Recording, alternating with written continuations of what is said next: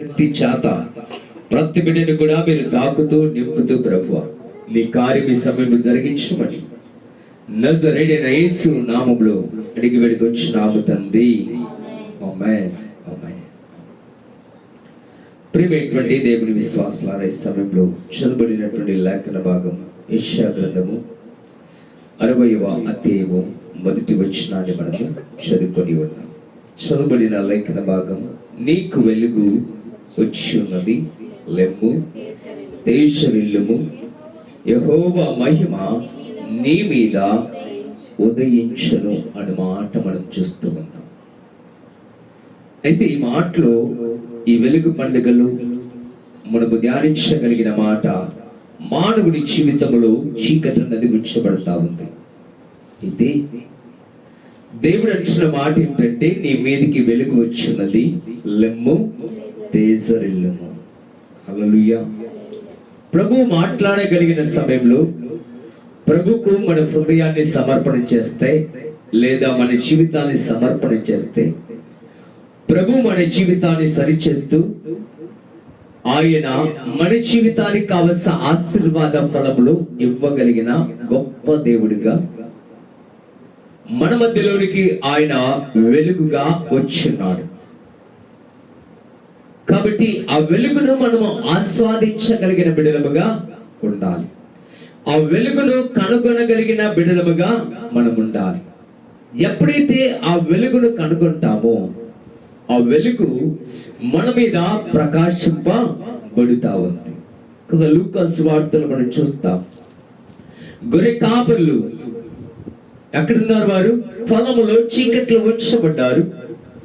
వారు మంట కాచుకొని వచ్చి ఉండగా ఆ వెలుగు, ప్రకాశమానమైన వెలుగు వారిని ఆవరించగా ఆ వెలుగును చూసి ఏమైపోయారు? వీళ్ళు భయపడ్డారు. ఇంతటి వెలుగు ఎప్పుడు చూడబడలేదే, ఏమైపోయింది ఇంత వెలుగు వచ్చినదని వారు భయపడ్డారు. హల్లెలూయా. మన జీవితంలో కూడా అట్టి వెలుగుని చూడలేని బిడ్డలుగా ఉంటున్నాం. ఎందుకు తెలుసా? మన జీవితంలోనికి సాతాను చొరబడుతూ మనల్ని అంధకారములోనికి నెట్టివేస్తా ఉన్నాడు. కాబట్టి మానవుని జీవితము అల్లకల్లోలముగా మార్చబడతా ఉంది. వ్యాధులున్నాయి, శ్రమలున్నాయి, ఇబ్బందులున్నాయి, అప్పులున్నాయి, అనారోగ్య సమస్యలున్నాయి. సాతాను వల్ల ఎన్నో ఇబ్బందులు పడుతా ఉన్నాడు మానవుడు. దేని కొరకంటే వాడు చీకట్లో ఉన్నాడు. మానవుడు పరిపూర్ణముగా దేవునికి వాడి హృదయాన్ని అప్పచెప్పబడలేదు. కాబట్టి మానవుడి మీద ఎవరు ఏలుబడిగా ఉన్నాడు? శోధకుడు ఏలుబడిగా ఉన్నాడు కదండి. సింపుల్ గా చెప్పాలంటే, మందిరానికి వెళ్దాం అనుకున్న సమయంలో వెళ్తామా పరిపూర్ణంగా? ఏదో ఒకటి అడ్డం వస్తా ఉంటుంది, లేదా మన మనసు ఏం వెళ్ళాంలే అన్నట్లుగా ఉంటుంది. అంటే అర్థమేంటి? చీకటి కలిగిన సాతాడు మన హృదయములో, మన దేహంలో ఆవరించబడుతూ వెలుగు దగ్గరికి మనల్ని చేరనీయక మనల్ని చేస్తా ఉన్నాడు. ఎందుకోసమే ఈ యెషయా గ్రంథములో కూడా రాయబడిన మాట ఏంటంటే, ఇదిగో నీకు వెలుగు వచ్చినది, లెమ్ము తేజరిల్లుము. మన దగ్గరికి ఆయన వెలుగు వచ్చినప్పుడు మనం ఏం చేయాలంట? చీకటిలో ఉన్నటువంటి మనము చీకటి నుండి ఏం కనుగొనాలి? వెలుగును కనుగొనాలి. వెలుగును కనుగొనుతూ వెలుగు వైపు మన ఆలోచన, మన హృదయము, మన యొక్క నడవడికలు ఎప్పుడైతే వెలుగు వైపు వెళ్తాయో దేవుని ఆశీర్వాద ఫలములు నిశ్చయముగా మనము పొందుకుంటాం. హల్లెలూయా. మనం మత్తయి సువార్తలు చూస్తాం 4వ అధ్యాయంలో కదండి. యేసయ్య ప్రార్థనకి వెళ్ళగా, ఉపవాస ప్రార్థనకి 40 దినములు తండ్రితో సహవాసం చేయక, ఆ 40 దినమున ఆయన ఆ ప్రార్థన నుండి ఎప్పుడైతే ఆ మోకరించగలిగిన స్థితి నుండి లాస్తా ఉన్నాడు, యేసయ్యకు ఆహారం అవసరమై ఉన్నదని ఎవరు కనుగొన్నారండి? సాతానుడే కనుగొన్నాడు. కాబట్టి సాతానుడు వచ్చి యేసయ్యని హేళన చేస్తా ఉన్నాడు. ఏమని? నీకు ఆకలి వేస్తా ఉంది కదా, ఈ రాతిని నువ్వు రొట్టెలుగా చేసుకొని తిను. హల్లెలూయా. యేసయ్యనే శోధించగలుగుతా ఉందంటే మానవుడు ఏ పాటి వాడండి? మానవుని యొక్క జీవితము కూడా వెలుగుకు విలువనివ్వట్లేదు. సాతానికి అంతవరకు కూడా సాతానికే మన జీవితాన్ని అర్పణ చేస్తూ బ్రతుకుతూ ఉన్నాం. మనం అనుకోవచ్చేమో, మందిరానికి వెళ్తా ఉన్నాను, ఇదిగో నేను ప్రార్థిస్తా ఉన్నానని మనం అనుకోవచ్చేమో, కానీ పరిపూర్ణత లేదు మనలో పరిపూర్ణ స్వభావం కలిగిన స్థితి లేదు. ఇదిగో వెలుగు వచ్చినది, తేజరిల్లుమని సెలవిస్తా ఉంటున్నగా తేజరిల్ల కలిగిన మనస్తత్వము మనకు లేదు. అయితే ఈ క్రిస్మస్ వేళలో, ఈ వెలుగు పండుగల్లో దేవుడు బయలుపరుస్తున్న మాట ఏమిటంటే, ప్రతి కుటుంబము కూడా వెలుగులో ఉండాలి. హల్లెలూయా. మన జీవితం ఎప్పుడైతే ప్రభుకు సమర్పణ కలుగుతామో అప్పుడే మన జీవితానికి విలువ రాగలుగుతుంది. అయితే మన జీవితంలో ఏమిటో తెలుసా, శ్రమలకి లొంగిపోతున్నాము, బాధలకి లొంగిపోతున్నాము కదా, ఇరుకు ఇబ్బందులకి లొంగిపోతా ఉంటున్నాము. మానవుని యొక్క జీవితం అంతా కూడా సాతానికి తన జీవితాన్ని సమర్పణ కలిగి జీవిస్తా ఉన్నాడు. కీర్తనకారుడు మాట్లాడుతాడండి. 66వ కీర్తనలోనికి వెళ్తే ఆయన విశ్వాసాన్ని వ్యక్తపరుస్తా ఉన్నాడు. మొదటి చరణాన్ని చదువుదామండి. సర్వలోక నివాసులారా దేవుని గూర్చి సంతోష గీతము పాడుడి, ఆయన నామ ప్రభావము కీర్తించుడి. హల్లెలూయా. కీర్తనకారుడు మాట్లాడుతా ఉన్నాడు, సర్వలోక నివాసులారా దేవుని గురించి ఏం చేయాలంట? సంతోషించాలంట. మనం సంతోషిస్తున్నామా? దేవుని గురించి సంతోషిస్తున్నామా? మనము దేవుని గురించి సంతోషించగలిగిన హృదయము కోల్పోతా ఉన్నాం. అనగా దేవుని మీద భారము కలిగి జీవించలేకుంటున్నాము, దేవుని మీద నమ్మకము కలిగి అడుగులు వేయలేకుంటున్నాము, దేవుని మీద ఆధారపడుతూ మన జీవితాన్ని ముందుకు కొనసాగించలేకపోతా ఉన్నాం. ఎంత వరకు కొన్నా ఈ భూమి మీద ఉన్న వాటి కొరకు, లేదా ఈ భూమి మీద ఉన్న ఆవరించి ఉన్న సాతాను యొక్క నీడలో, లేదా సాతాను యొక్క స్థితిలో మనం ఎమ్మిడిపోయి సాతానుకు దాసోహమై జీవిస్తూ ఉన్నాం. అయితే కీర్తనకారుడు అంటున్నాడు, తాను అనుభవించిన స్థితిని బట్టి సర్వలోక నివాసులారా దేవుని గురించి సంతోష గీతము పాడుడి అంటున్నాడు. ఎందుకు ఆ మాట సెలవిస్తా ఉన్నాడంటే, ఈ కీర్తనకారుడు దేవుని మహిమను చూడగలిగాడు. దేవుని మహిమను చూడగలిగాడు. మనము చూస్తా ఉన్నామా? మనం ముందుగా ప్రార్థించడానికి దేవుని ఎదుట వెళ్ళి మోకరించి కనీసం విశ్వాసం చేత 10 నిమిషాలు కూడా మోకరించలేకుంటున్నాం. పొలములో కావచ్చు, జీవిత విధానంలో కావచ్చు, డబ్బు కొరకు ఎంతో ప్రయాసపడతా ఉన్నాం, ఎండలో, వానలో, చలిలో. కానీ ప్రభు ఎదుట నీ జీవితము కొరకు, నీ విశ్వాసత కొరకు ప్రభు ఎదుట 10 నిమిషాలు కూడా మనం ఆ సమయాన్ని ఇవ్వలేకుంటున్నాం. 10 నిమిషాలు ఇవ్వలేని సమయంలో దేవుని ఆశీర్వాదములు మన మీదకి ఎలాగొస్తాయి కదండి? దేవునికి మన జీవితము సమర్పణ చేస్తేనే ప్రభు మనలో కార్యము జరిగిస్తాడు. హల్లెలూయా. ఇక్కడ కూడా ఈ భక్తుడు దేవుని యొక్క మహిమను కన్నులారా చూస్తాడు. కాబట్టి సర్వలోక నివాసులారా అనగా, ఇదిగో నేను ఆయన మహిమను కన్నులారా చూశాను, మీరు కూడా ఆయన యందు భయభక్తులు కలుగుతూ మీ హృదయాన్ని, మీ జీవితాన్ని ఆయనకు సమర్పణ చేస్తూ ఇదిగో ప్రభు వైపు చూడండి అని ఆయన మాట్లాడుతా ఉన్నాడు. ఎందుకు తెలుసా? ఆయన జీవితంలో చూసిన అద్భుతమైనటువంటి కార్యం ఏమిటంటే 6వ చరణంలో రాయబడుతూ ఉన్నటువంటి మాట, ఆయన సముద్రమును ఎండిన భూమిగా చేసెను, జనులు కాలి నడకనే దాటిరి, అక్కడ ఆయన యందు మేము సంతోషించితిమి అని మాట రాస్తా ఉన్నాడు. దేని వలన? సర్వలోక నివాసులారా యెహోవా యందు ఆనందించని మాట్లాడుతా ఉన్నాడంటే, ఆయన కన్నులారా ఎర్ర సముద్రం 2 పాయలుగా అయ్యేటువంటి స్థితిని ఆయన చూశాడు. ఆ సముద్రం 2 పాయలుగా అయితే ఉంటుండగా ఆరిన నేలలో ఈ ఒడ్డు నుండి ఆ ఒడ్డుకి వారు చేర్చబడ్డారు. హల్లెలూయా.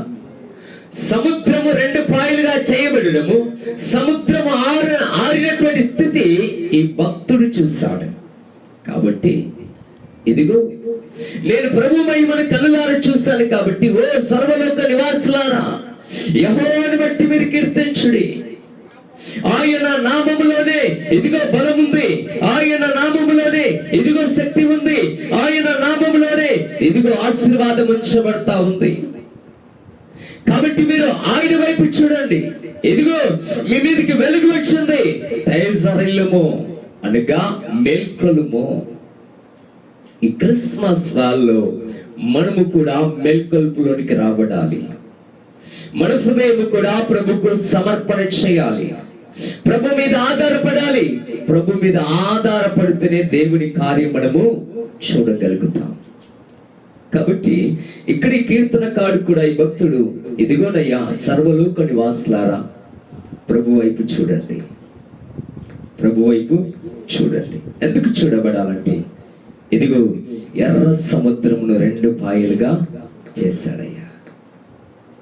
ఈ సముద్రం యొక్క స్థితి మన జీవితంలో వ్యాధులకి సూచన. దేనికి సూచన అండి? వ్యాధులకు సూచన, ఇబ్బందులకు సూచన కదా, అప్పులకి సూచన. ఇవన్నీ కూడా సూచనలుగా ఉంచబడతా ఉన్నాయి. నిర్గమ కాండములో చూస్తే కానీ అక్కడ ఉన్నటువంటి భక్తులు కూడా ఆనాటి సమయంలో వారి కనబడుతున్నటువంటి స్థితిని బట్టి ఎంతగానో దేవుని దూషించగలిగిన బిడ్డలుగా వరించబడతా ఉన్నారు. మనం చూస్తే కన్నా 14వ నిర్గమకాండం 14వ అధ్యాయంలో 10వ వచనాన్ని చదువుతామండి. ఫరో సమీపించుచుండగా ఇశ్రాయేలు కన్నులెత్తి ఐగుప్తీయులు తమ వెనక వచ్చుట చూచి మిక్కిలి భయపడి యెహోవాకు మొరపెట్టిరి. అంతటి వారు మోషేతో ఐగుప్తులో సమాధులు లేవని ఈ అరణ్యములో చర్చించుటకు మమ్మును రప్పించుదువా, మమ్మును ఐగుప్తులో నుండి బయటికి రప్పించి మమ్మును ఇట్లు చేయనేలా. హల్లెలూయా. ఐగుప్తులో బానిసలుగా ఉన్నటువంటి ప్రజలని వారు మొరపెట్టిన విధానం బట్టి దేవుడే విడిపించడానికి ఆయన ముందుకు వచ్చాడు. ఆ ముందుకొచ్చే క్రమంలోనే మోషేను నిలబెట్టాడు. మానవుడే ప్రార్థించాడు, మానవుడే కోరుకున్నాడు ఆ యొక్క బానిసత్వం నుండి విడుదలని. ఆ విడుదల మానవుడు కోరుకోగా దేవుడు మోషేను పెట్టి ఆ విడుదల అనుగ్రహిస్తూ ఉన్నాడు. అయితే మోషే ద్వారా దేవుడు కూడా కానాకు మిమ్మల్ని నడిపిస్తానన్నాడు కదండి. కానాకు మిమ్మల్ని నడిపిస్తానన్నాడు. అయితే మీరు జీవితంలో కానాకు నడిపిస్తానన్న దేవుని మీద ఆధారపడి ఉన్నారా? నమ్మకం కలిగి ఉన్నారా? ఆధారపడలేదు, నమ్మకము కలిగి వారు. అయితే దేవుడు వారి యందు విశ్వాసమును పరీక్షిస్తా ఉన్నాడు. ఎర్ర సముద్రము దగ్గర మన జీవితాలు కూడా పరీక్షిస్తా ఉన్నాడు. మనకు కూడా దేవుడి వాగ్దానం ఇవ్వబడింది. కీర్తనకారులోనికి వెళ్తే 21వ కీర్తనలో 6వ వచనాన్ని చూద్దామండి.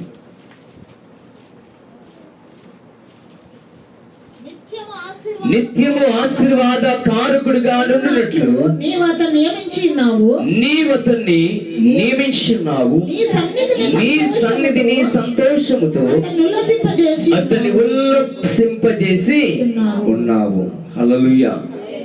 మనలందరినీ కూడా దేనికి మనల్ని సిద్ధపరిచాడంట? ఆశీర్వాదానికి కారకులుగా ఉండటానికి. దేనికంటండి? ఆశీర్వాదానికి కారకులుగా ఉండటానికి. మనము బ్రతికిన కాలమంతా కూడా అక్కడ రాయబడి ఉంది, నీ సన్నిధి సంతోషము చేత అతన్ని ఉల్లసింపజేస్తున్నావు. నీ సన్నిధిలో ఆనందము చేత ఉండటానికి ఇదిగో మానవుని నీవు సిద్ధపరిచావు. భక్తుడు మాట్లాడుతా ఉన్నాడు. మన జీవితము దేవుడు ఆయనలోనికి మనల్ని ఐక్యపరుచుకొని ఇదిగో బిడ్డ నీకు రావాల్సిన ఆశీర్వాదం అంతా కూడా ఇదిగో నీ ఎదుట నేను పెట్టి ఉన్నాను. నీవు నా మాటలు విని ఆ మాటలు గ్రహిస్తూ ఆ మాటల్లో నీవు నడువు బిడ్డ అన్నాడు. కదండి, మనం నడుస్తున్నామా? యేసయ్య దగ్గరికి సాతాను వచ్చి, ఇదిగో ఆకలి అవుతా ఉంది, ఈ రొట్టెలను, ఈ రాళ్లను రొట్టెలుగా చేసుకుని భుజించమన్నాడు. అదే మాట మనకు వస్తే ఏమంటామండి? అదే మాట మనకు వచ్చింది అనుకోండి, సరేనయ్యా ఇప్పుడు ఆకలి అవుతుంది, నీవే ఈ రాళ్ళను రొట్టెలుగా చేసి నాకు ఇవ్వు, నేను భుజిస్తాను అంట. అంతే కదండి. సాతానుడు యేసు దగ్గరికి రాబెడుతూ రప్పపాటున ఏం చేశాడంట? లోకమంతయు చూపించి నా కాళ్ళకు నమస్కారం చెయ్యి, ఈ లోకమంతా కూడా నీకు ఇచ్చేస్తా అన్నాడు.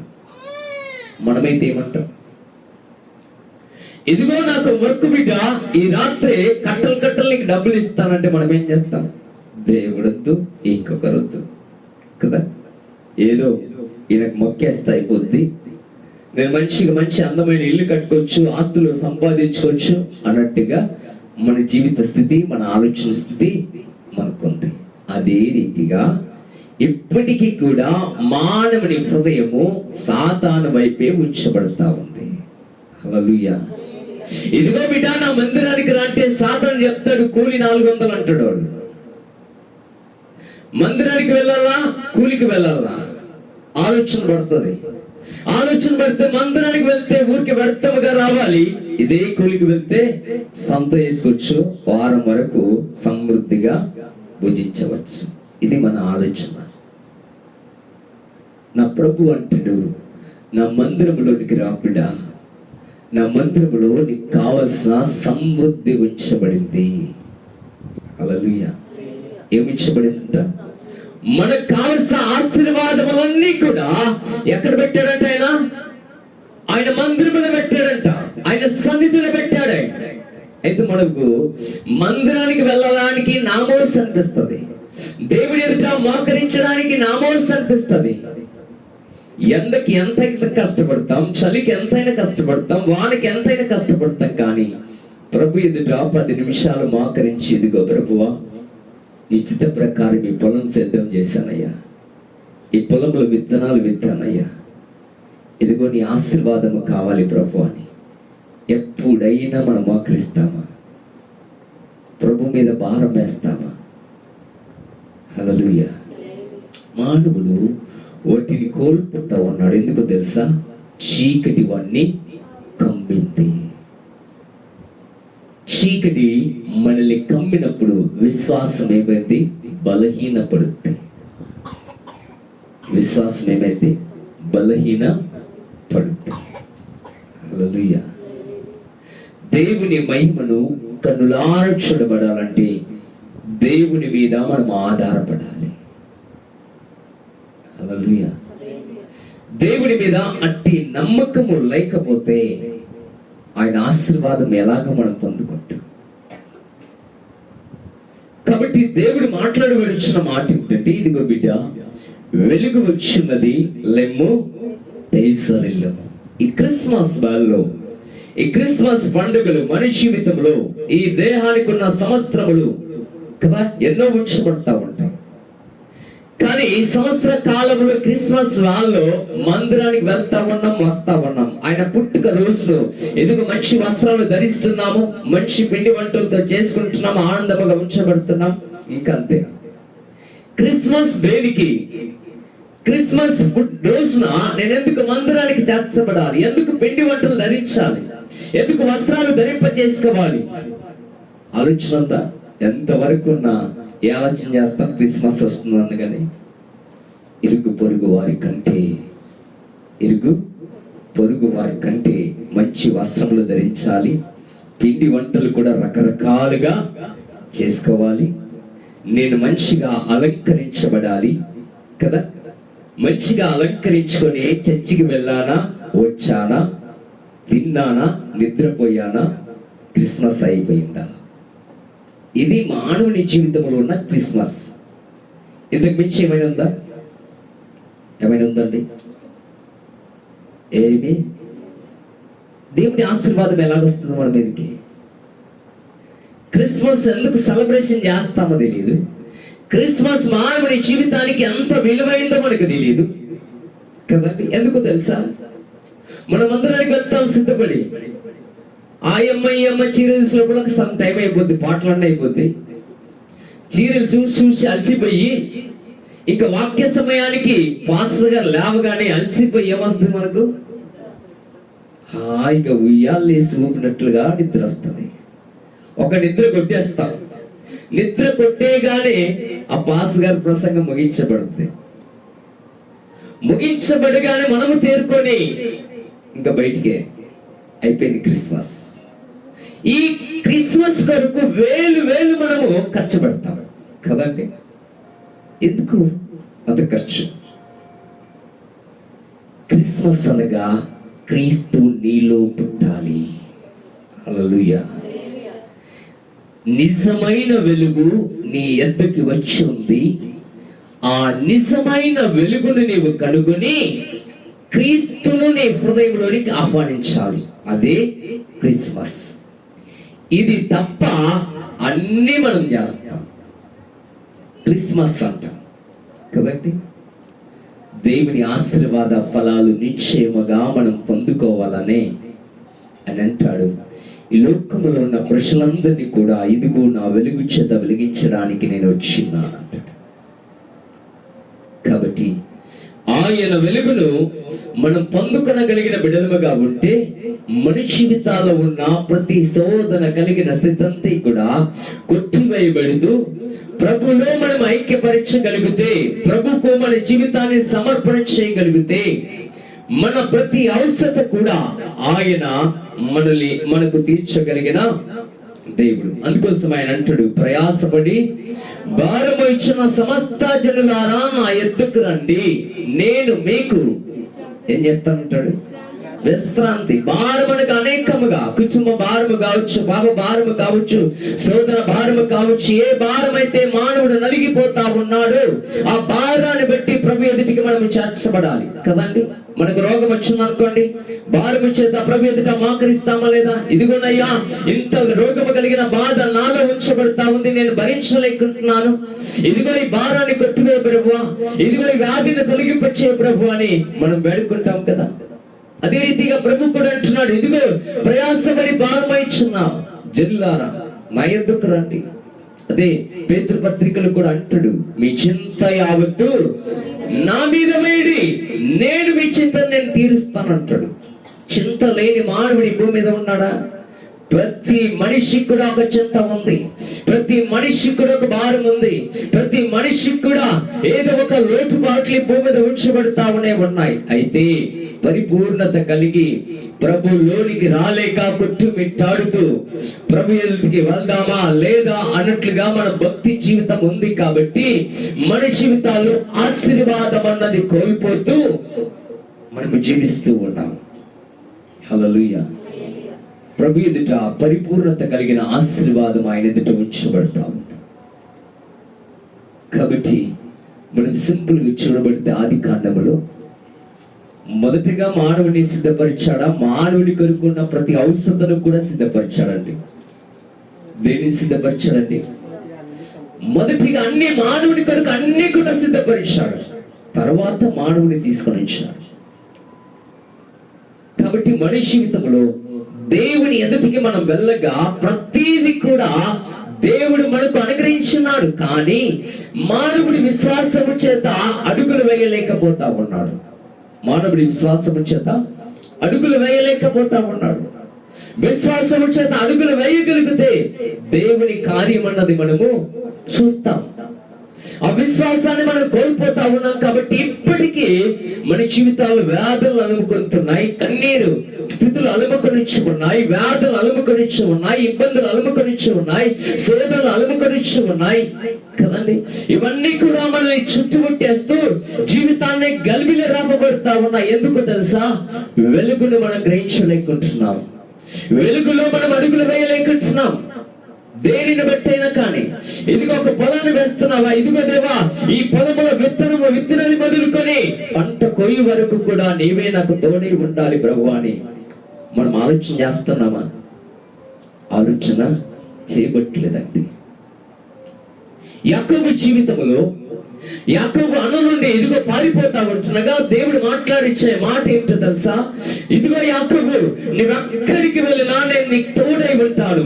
నువ్వే స్థలంలో ఉన్నా కూడా భయపడకుము, దిగులు పడకుము, నా సన్నిధి నీకు ఎప్పుడు కూడా తోడై ఉంటుందని యాకోబుతో దేవుడు మాట్లాడుతాడు. రాత్రి వేళ మాట్లాడినప్పుడు ఆశీర్వాదం పొందుకుంటూ వెళ్తాడండి. అక్కడికి వెళ్తాడు, తన మామ అయినటువంటి లాబాన్ దగ్గరికి వెళ్తాడు.